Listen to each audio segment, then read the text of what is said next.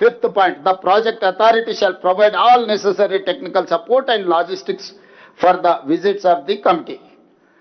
Manoj Kumar, Senior Joint Commissioner, so and so, ఇది ఇచ్చి June 30 తారీఖు నాడు మీరు తమాషాలు చేయకండి, తైతక్కలు ఆడకండి, మీకు తెలివితేటలు ఉన్నాయి, 80,000 పుస్తకాలు చదివినాం, సావు తెలివితేటలు ప్రదర్శించకండి, ఇప్పటికి ప్రదర్శించింది సాలైంది, సాలించండి ఇంకా మీరు అని చెప్పి నివేదిక తర్వాత ఇది జూన్ 30, 2026 నాడు 11 రోజులైంది. ఇవాళ 11 తారీఖు వేసుకుంటే 11 రోజుల క్రితం స్పష్టంగా government of India Jalshakti ministry ఒక అథారిటేటివ్ కమిటీని, సాంకేతిక నైపుణ్యం వాళ్ళు ఉన్న వాళ్ళందరినీ కూర్చి ఏర్చి కాళేశ్వరం ప్రాజెక్టు పునరుద్ధరణకు కంప్లీట్గా ఒక సిస్టమ్ని అడాప్ట్ చేసుకొని రాష్ట్ర ప్రభుత్వానికి సూచన ఇచ్చింది.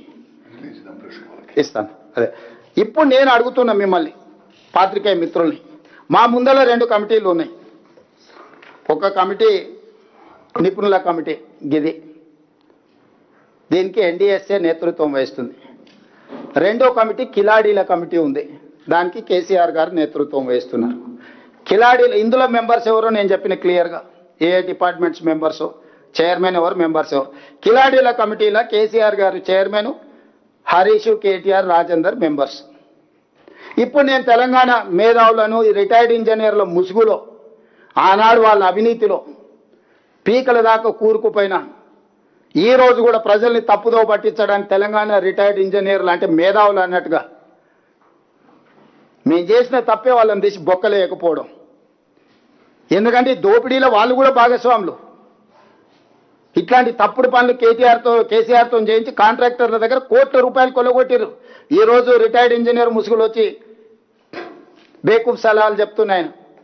ఆ రోజు తెలంగాణ ఏర్పడ్డ ఎంబడే తెలంగాణ రాష్ట్ర ప్రభుత్వం ఏర్పాటు చేసిన కమిటీలో ఆయన సభ్యుడు, ఆ మొనగాడు, గంత వహించిన మొనగాడు, 21/1/2017 నాడు రిటైర్డ్ సీనియర్ ఇంజనీర్ల కమిటీతో జీవో నెంబర్ 28 ఇచ్చారు. అందులో retired CE Anantharamulu, retired CE Venkataramanarao గారు, రిటైర్డ్ సిఈ చంద్రమౌళి గారు, రిటైర్డ్ సిఈ దామోదర్ రెడ్డి గారు, రిటైర్డ్ ఈ శ్యామ్ ప్రసాద్ రెడ్డితో కమిటీ ఏర్పాటు చేశారు. ఆ కమిటీ ఏం రిపోర్ట్ ఇచ్చింది?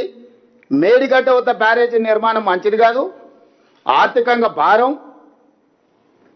భారమే కాకుండా దీన్ని ఇక్కడ కడితే చాలా నష్టం జరుగుద్ది. మీరు ఒకవేళ తుమ్మిడియేటి నుంచి తరలించాలంటే ప్రాణహిత నదిపై వేమనపల్లి వద్ద